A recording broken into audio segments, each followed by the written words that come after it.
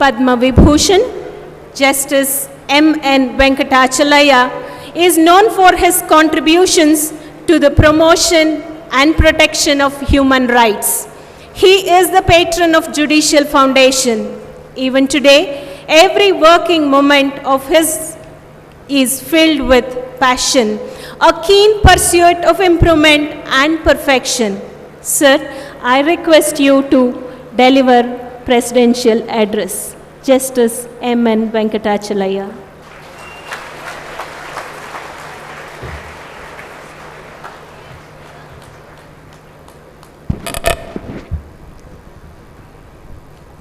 It is just foolishness on anyone's part to try to speak after Abdul Kalam has spoken.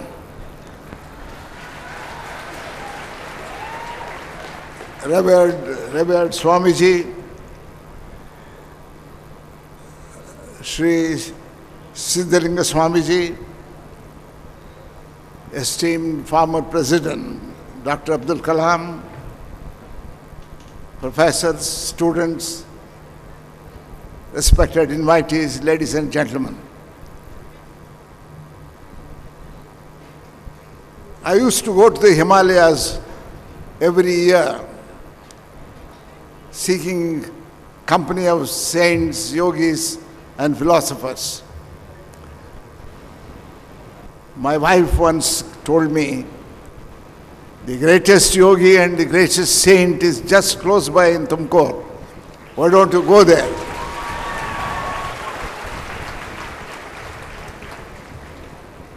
For sheerest impersonal love for mankind and the personification of human compassion, we have Sri Swamiji, Shivakumar Swamiji here.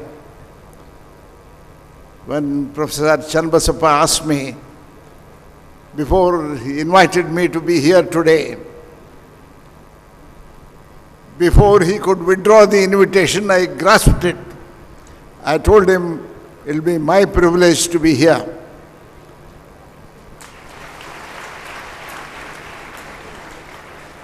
There is yet another thing.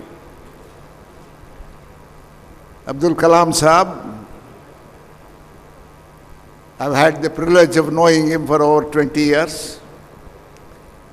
He is another great saint of this country.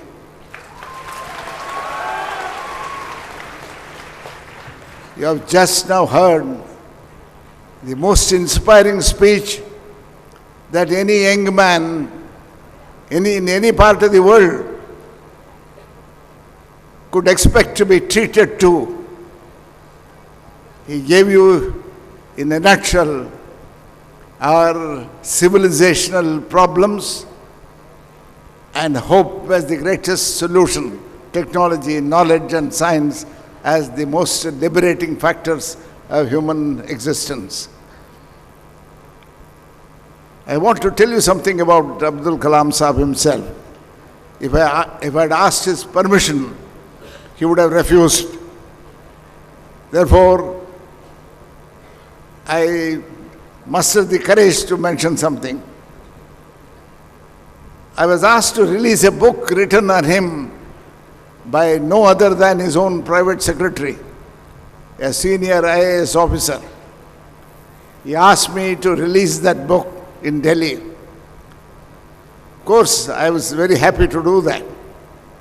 In that book, Mr. Nair has referred to a small incident, though small in itself, will tell us who Abdul Kalam Sahab is.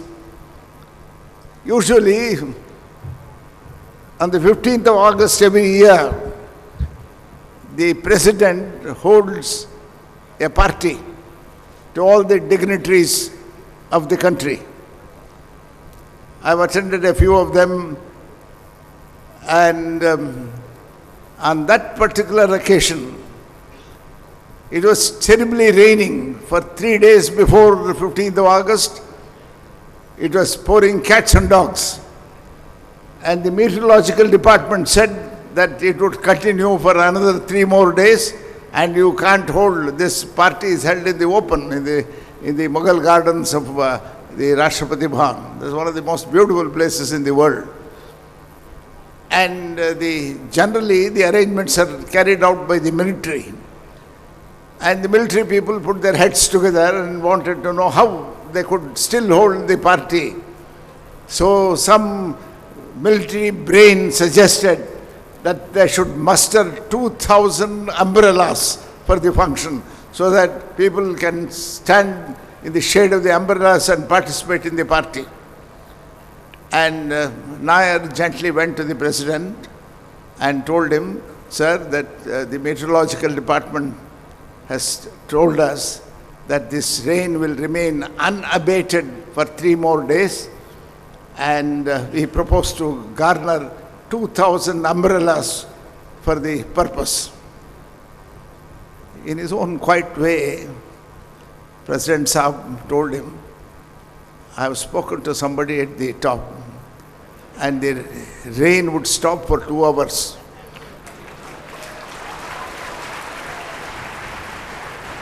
And Nair didn't believe it. Shall I believe Abdul Kalam Saab or the meteorological department? Kalam Saab said, I have spoken to somebody up, and he has promised that you will have 2 hours of respite. And lo and behold, that day rain stopped promptly at 4:15, resumed with a renewed vigor at 6:30. In the meanwhile, the party was over.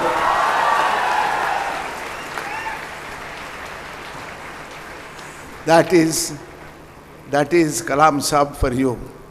He is perhaps one of our greatest national assets, and perhaps one of the finest human beings ever occupied that exalted place as the President of India, the first time a great saint, a scholar, a philosopher, a nationalist, and a humanist, all rolled into one. He became our president. And I do hope, we in India will deserve Abdul Kalam Saab, because we see a terrible amount of crudeness in our social and public life today. Ladies and gentlemen, we are going through perhaps one of the most difficult periods of Indian history. Yes, feudal society, with its own rigors and values of its own, has broken down, fortunately. And a feudal society is grimly struggling to be reborn into a modern, egalitarian, industrial society. Whenever such transformations have occurred in any country, there's so much of violence and volatility. There is, in China, it was called the Cultural Revolution. We have on record that 50 million people died during the course of the Cultural Revolution in China. And don't underestimate the forces that are unleashed. It is a manthan in which the first output, as we saw in the Samudra Manthan, the poison that comes out, the hala that comes out before the Amrit comes out. And we are in the process of that churning. And a great amount of destabilization of established institutions or values occur. And when such things happen, it is unreasonable to be disappointed with the behavior of men and institutions. It will take 15 to 20 years for us to resettle. Don't lose hope. It is a process. And it is good that it has commenced, because we people couldn't, our 1,200 million people couldn't live under the oppression of a feudal society forever. This liberation has its own price to pay. We must be willing to pay that price, particularly the youth of the country. 53% of India's population, India's demographic profile, consists of people below 25 years. That's why whenever Abdul Kalam Saab stands up to speak, the youth get intoxicated. I always used to say that Kalam Saab is the greatest intoxicant for the youth in this country.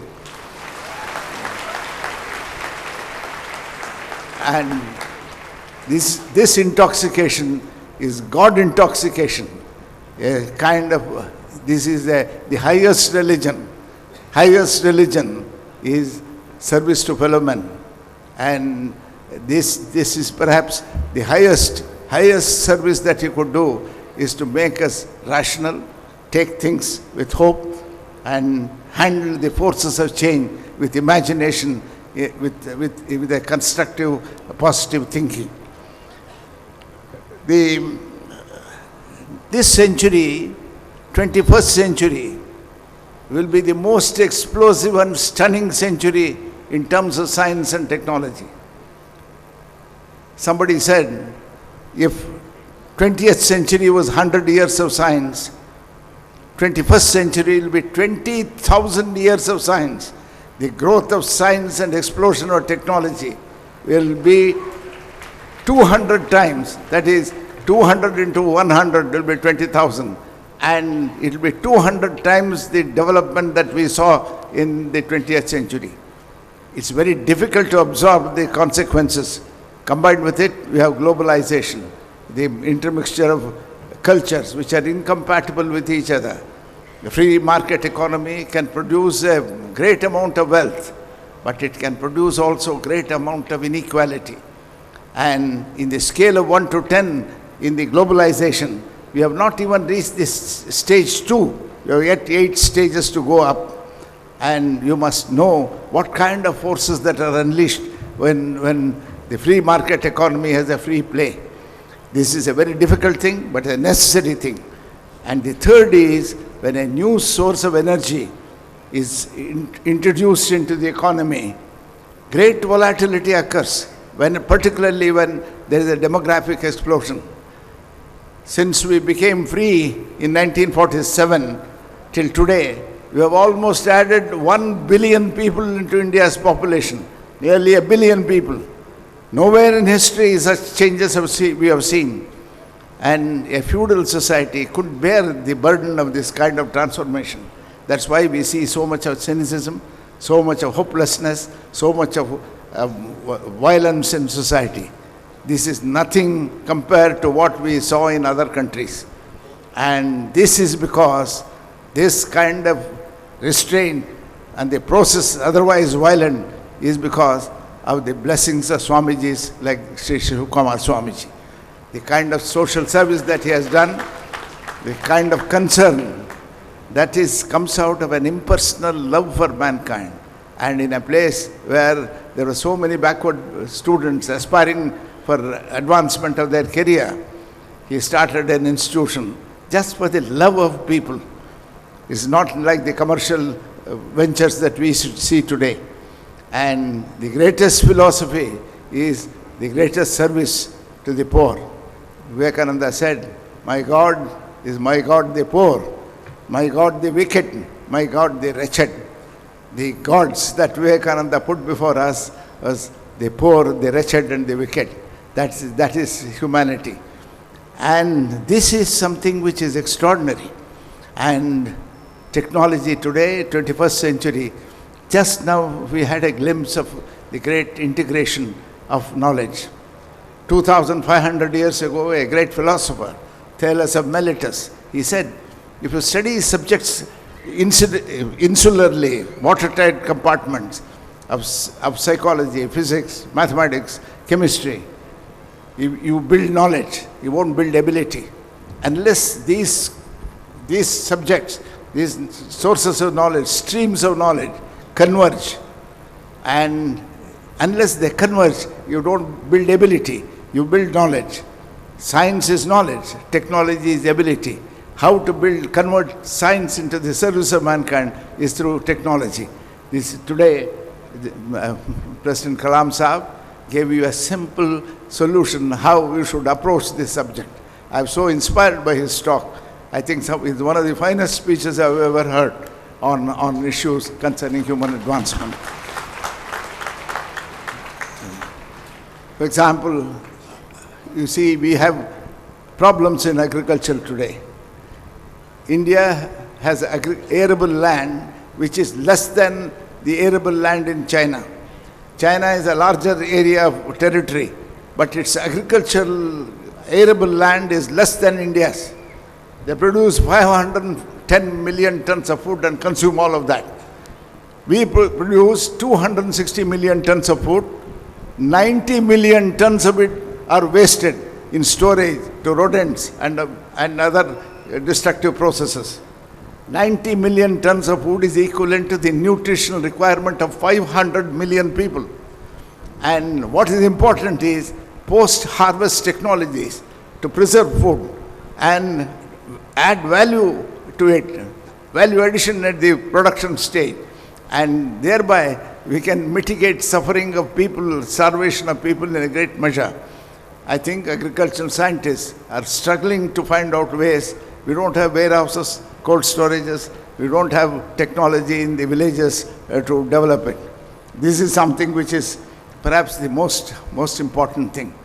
And lastly, I must say that a human being today, a Christian writer once wrote that first man was born 4,004 years ago, 4004 BC.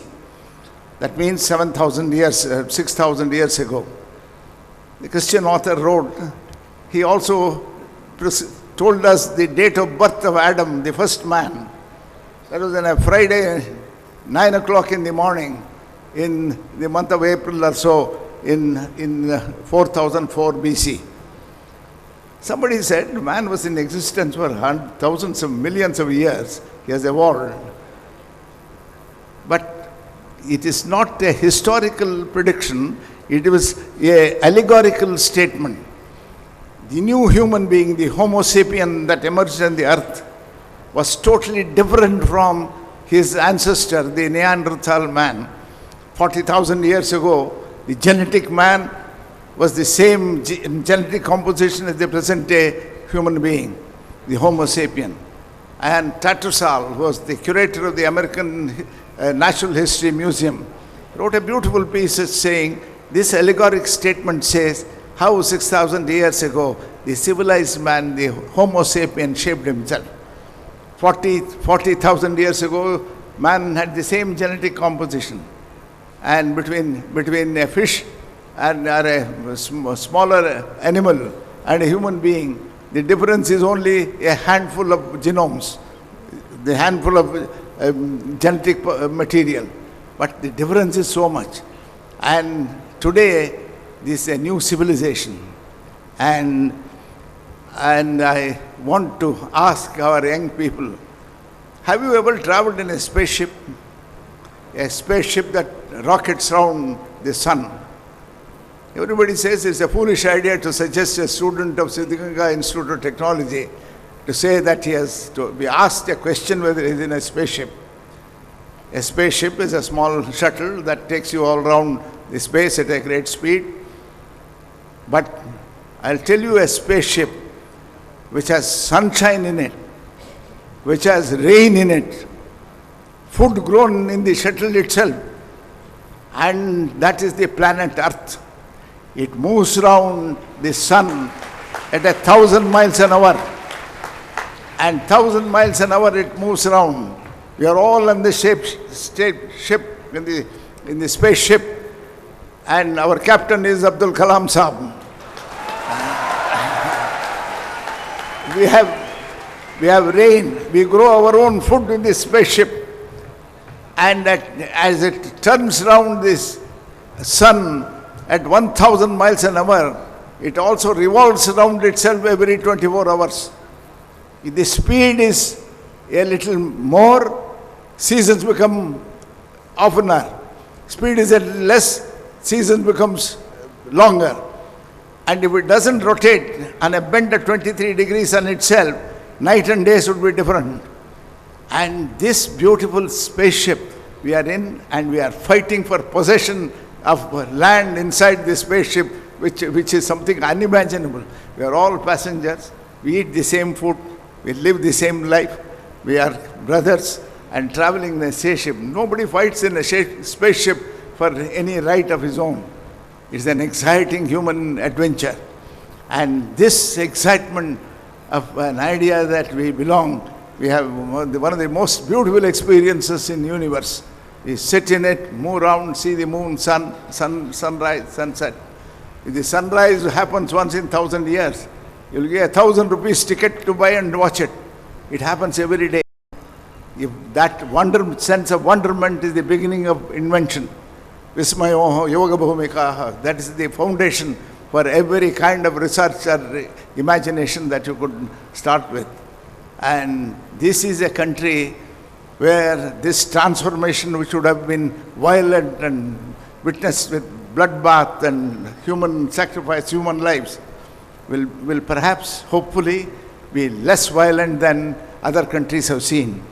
And that is because of the saints that have taken the task of alleviation of human predicament, like the Swamiji today. These institutions which run education, impart modern science, you must develop a scientific temper. You must look at things. For example, whenever I go to an Australian university, I find either the Vice Chancellor or the Professor, fellow of the Royal Society. There are 168 fellows of the Royal Society in Canada, in Australia. We are 250 times Australia's population. We have just 10 of them. I hope, and it's my prayerful wish, that some of our bright students here in the Siddhaganga Institute of Technology will someday become fellows of the Royal Society. And you have, imagine, 250 times the population of Australia. Instead of 168 there, we have just 10 of them. And this is a challenge for education, challenge for integration, for convergence, nanotechnology, biotechnology, various things. In fact, the effort is in the material sciences. You want to create things which is 1 pound in weight will take 100 pounds of weight itself. That's the quality of material they are trying to build for spaceships, aircrafts, and various other things. And science, today, on account of political behavior of many of our leaders, we have developed a sense of pessimism. We have begun to worship doubt. We have surrendered to agnosticism.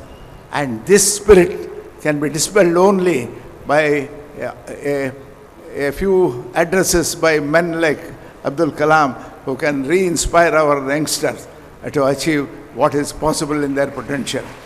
Thank you. Thank you very much for your patience and courtesy. I'm grateful to you. Thank you, sir. With all the development in science and technology, it's the complete harmony of thought, word, and deed which will make us stand unique amongst others. I now request His Holiness to bless and felicitate Justice M.N.Venkatachalaiah.